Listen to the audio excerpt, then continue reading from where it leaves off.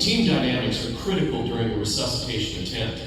The interaction among team members has a profound impact on the effectiveness of each individual as well as the patient's overall survival. The better you work as a team, the better the potential outcome for your patient. That's why it's so important that you understand not just what to do in a resuscitation attempt, but how to communicate and perform as an effective team, regardless of your role as team member or team leader.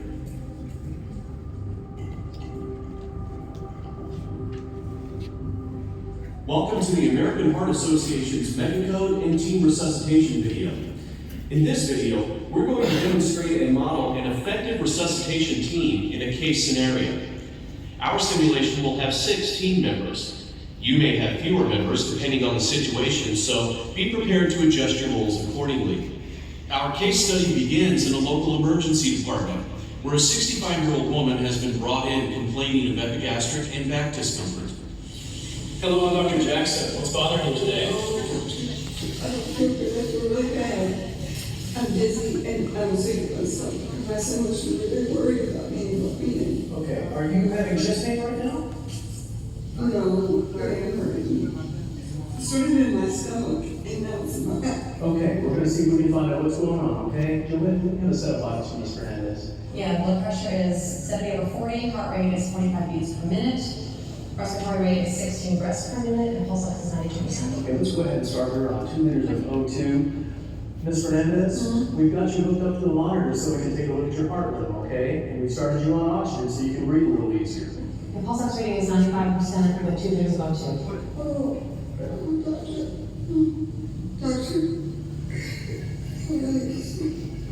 Okay, it looks like we have sinus bradycardia. Dana, let's go ahead and get an IV started right now. Ms. Fernandez, Mrs. Fernandez, can you hear me? Mrs. Fernandez. She's unresponsive.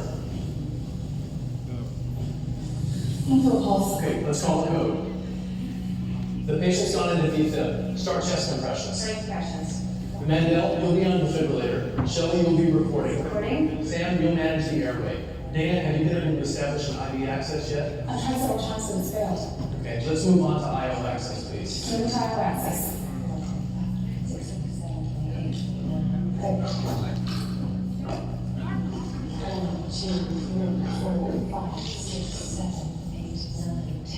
Charging at 200 joules. Shock ready for the patient. Shocking on 3. 1, 2, 3. Shocking. Shock delivery. Great. We'll continue CPR for 2 minutes and evaluate the need for additional defibrillation.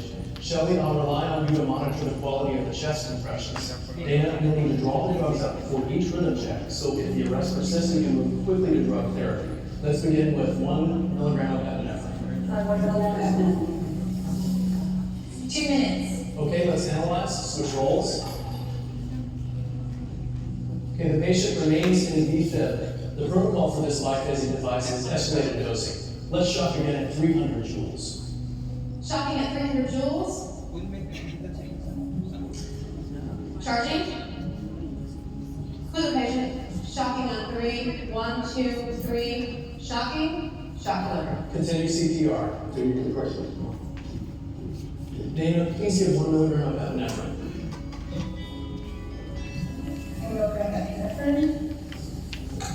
And the IO is flush. Great. We've given 2 shocks and given 1 milligram of epinephrine. The next medication to consider is amiodarone. Dana, please prepare 300 milligrams of amiodarone. 300 milligrams of amiodarone. Sam, are you getting your chest rise? Yes, I mean, paramount and blue relations too quickly, unfortunately. Okay, great. Let's continue there. 2 minutes. Okay, let's analyze. Switch roles.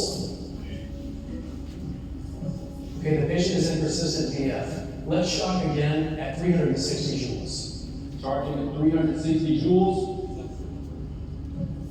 Shock ready for the patient. Shocking on 3. 1, 2, 3. Shocking. Shock delivered. Continue CPR. Continue CPR. We can give amiodarone now. Thanks, Shelley. Dana, please give 300 milligrams of amiodarone. Fair milligrams of amiodarone given. And the IO is flush. We've given 3 shocks. After the second shock, we administered 1 milligram of epinephrine, and we just given 300 milligrams of amiodarone. Our next drug will be vasopressin. Dana, please prepare 40 units of vasopressin. Find 40 units of vasopressin.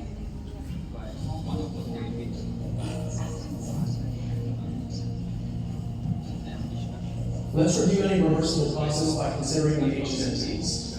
What about hypoglycemia? That's a good thought. We have idle access established, but no obvious signs of internal or external bleeding. Anybody else have any other suggestions? Have we considered hypoxia? Is the airway still patent? Still in the test run. She came in with epigastric discomfort and symptomatic bradycardia. Have we considered coronary thrombosis? That's a great point. Everything seems to suggest a STEMI. 2 minutes. Okay, let's analyze, switch roles. Okay, the monitor shows sinus bradycardia. Do we have a pulse? I don't feel a pulse. Continued chest compressions? Continue chest compressions. 1, 2. Shelly, how long has it been since our last dose of epinephrine? 3 minutes. Okay, Dana, let's go ahead and give 40 units of vasopressin. 40 units of vasopressin given. And the IL is flushed.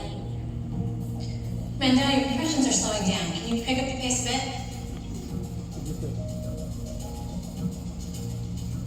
2 minutes. Let's analyze, switch roles. Okay, the monitor shows sinus tachycardia. Sam, do we have a pulse? I can feel a rapid pulse. Okay, great. Let's initiate immediate post-cardiac arrest care. Dana, let's get a blood pressure, a complete set of vital signs, pulse ox, and labs. Mandel, let's start a 12-lead ECG, please. Can we check to see if this patient is breathing and responsive? Ma'am, can you squeeze my fingers? She's still unresponsive. Still up. Okay, let's insert an advanced airway and prepare for therapeutic hypothermia. The patient's blood pressure is 82/40 with a heart rate of 130 and a rhythm of sinus tachycardia. Okay, the patient's hypotensive. Let's start with a liter of saline. Since we started with hypothermia, let's use cold saline for the bolus. And we'll switch up to cold.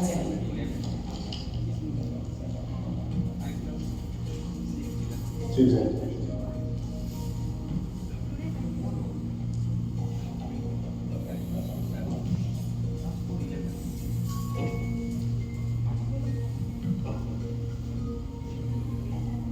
Okay, we've got good breath sounds. Let's establish waveform capnography. The O2 saturation is 96%. Here's a 12-lead. Okay, she has a STEMI. Mendel, please call the cath lab and tell them that we have a STEMI patient. PCI and hypothermia can be safely combined after cardiac arrest.